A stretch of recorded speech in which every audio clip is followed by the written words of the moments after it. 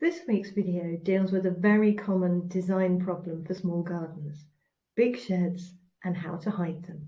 Hi, my name's Rachel and I created PlantPlots.com, garden design and advice website helping you make your gardens better.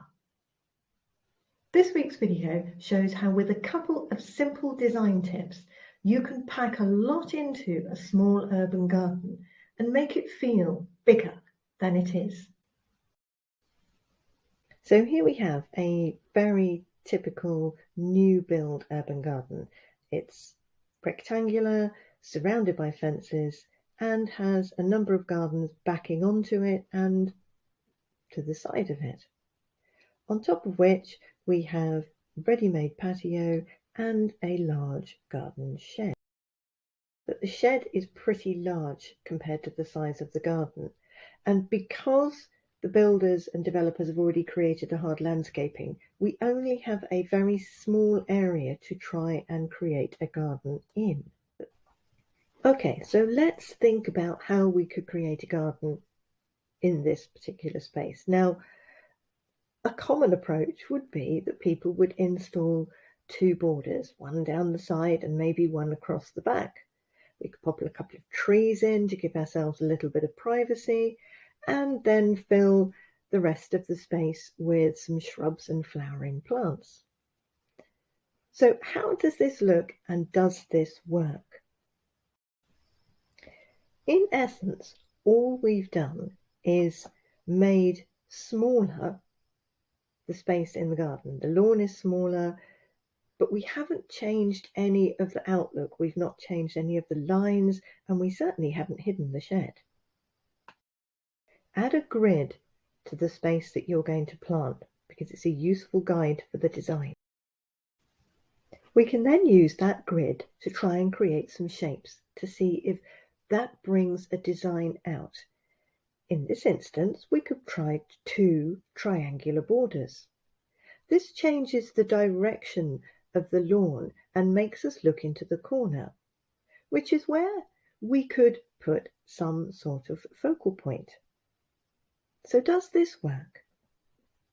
So if we bring back the original garden, and now we can add those triangular borders onto the design, you can see how it changes the angle of the lawn away from looking at the shed and into the back corner, which is where we can have our focal point.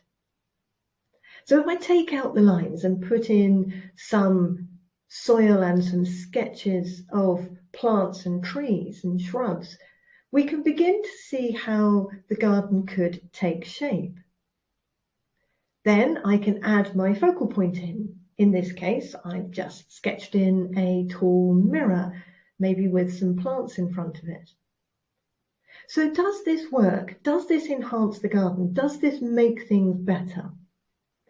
Well, yes, it does change the angle of the lawn and it makes us look away from the shed, but we still have a very large patio and a rather awkward corner.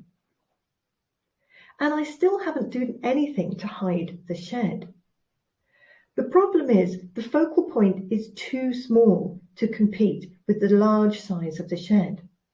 What we need to do is actually design the shed into the garden and embrace the shed.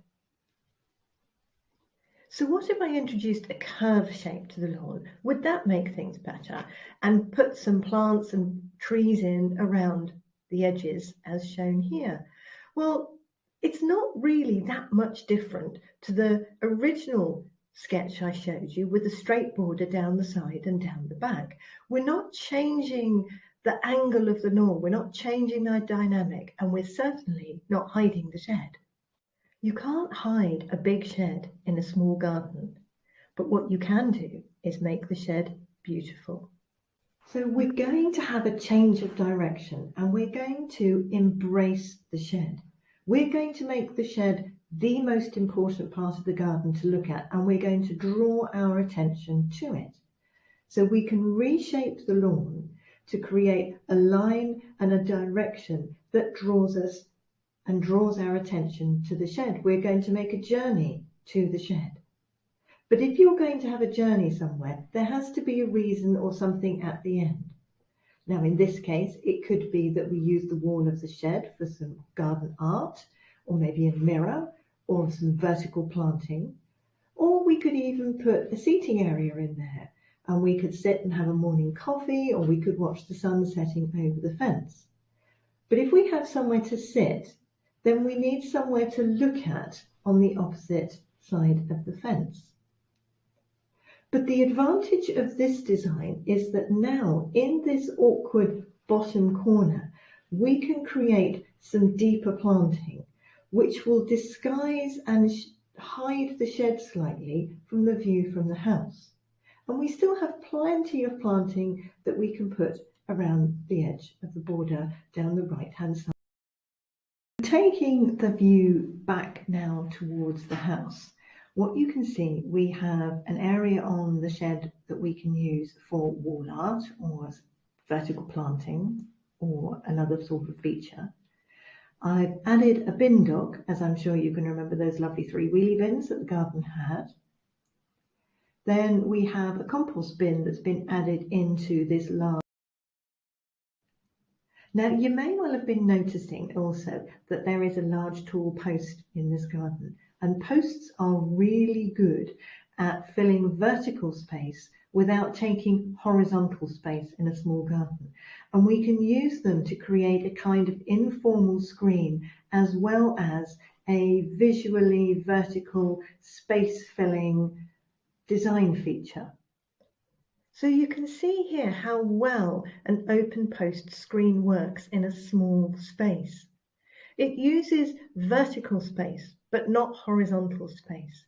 It raises your eye level up, and that creates a feature that will compete with the dominance of the shed. Because we've now angled the lawn round to the shed, we need something on the wall of the shed, and here we've introduced a vertical planting, which could be scented or textured leaves, which would make it a lovely feature to walk up to.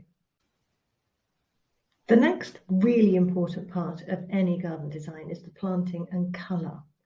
And in this garden, where you have a small garden, you need to limit the colour palette. In this instance, we've gone for bright colours. We've chosen bright, vibrant reds, deep purples, and a purpley blue colour. Foliage colour is also really important in a garden. But once again, you don't want too many different tones of green. So just stick to 1 or 2. But do increase the variety of foliage shapes and textures and sizes. That way you don't overwhelm your visual sense. You enhance your other senses as you can touch and feel and possibly smell the leaves. The best piece of advice I can give you for dealing with large sheds into small gardens is to not try and hide the shed behind something. It has to be designed in. The shed will be your focal point, so we have to make that something worth looking at. Use the lines you create from reshaping the lawn to draw your attention to the one part of the shed that you are going to make more attractive. Because you then add an even more attractive feature to the side of the shed, what you end up doing is hiding the shed in plain sight. Big things need big things to hide them, and that will use space up in the garden. So if you've made the shed more beautiful, it now leaves space for you to plant beautiful plants, plants that will capture your attention, plants with beautiful flowers. And don't forget to think vertically. This means raising your eye level up, raising your eye level above the height of the fence. Use tall posts, use small trees, use vertical flowers or vertical grasses, which will lift your eye line up and above towards the sky. All of that helps hide objects behind them. So there you are, 2 or 3 simple design tips that will help you hide the shed in your garden. You've been watching Rachel McCartain of PlantPlots. Well, thank you so much for watching this video. I hope you found it useful. For more information and advice on garden design and garden planning and layouts and which plants to use, you can visit PlantPlots.com.